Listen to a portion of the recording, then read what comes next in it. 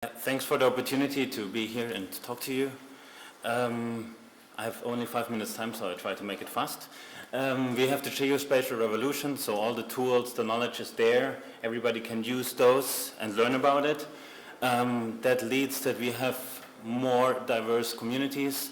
People really can start to be in the mapping. It's not just the engineers, it's not just what I like to say, the old, historically, the white men that were the cartographers. Now everybody can be a cartographer. That leads to a new way of participation.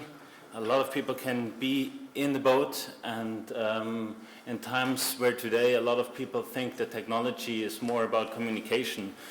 Some people actually think that Facebook could be the internet. I think it's very important to involve people to create something with technology and not just to use it as a tool.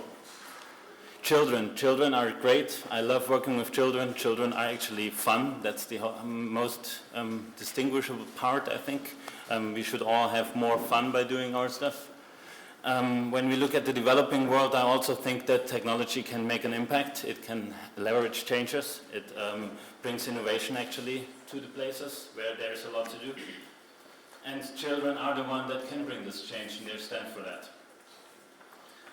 In Nicaragua, where I've been living for 10 years, units have shared this vision with us, and Philip, the ex-country representative, actually says exactly that those kind of initiatives, which are the OpenStreetMap, helps the children to participate as thinkers and implementers. That's really important.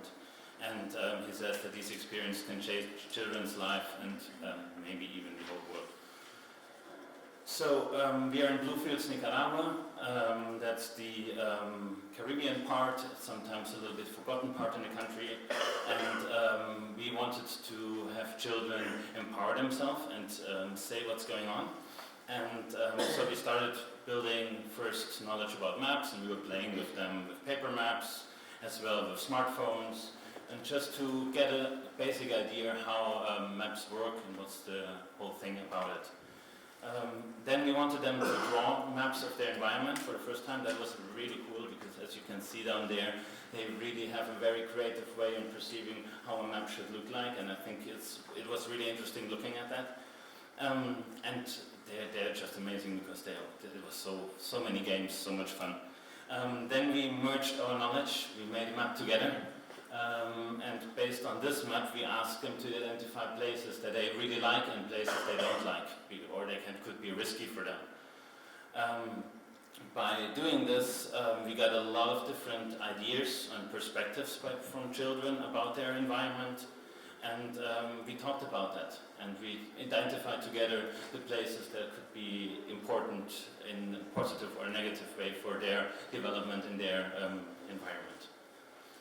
We also had a heat map, which made it very powerful to give children a voice, because every adult sees, okay, these are the places of problems, and if you ask children, they would tell you different things, but we usually don't listen enough to them, but when it comes together, it's a clear message.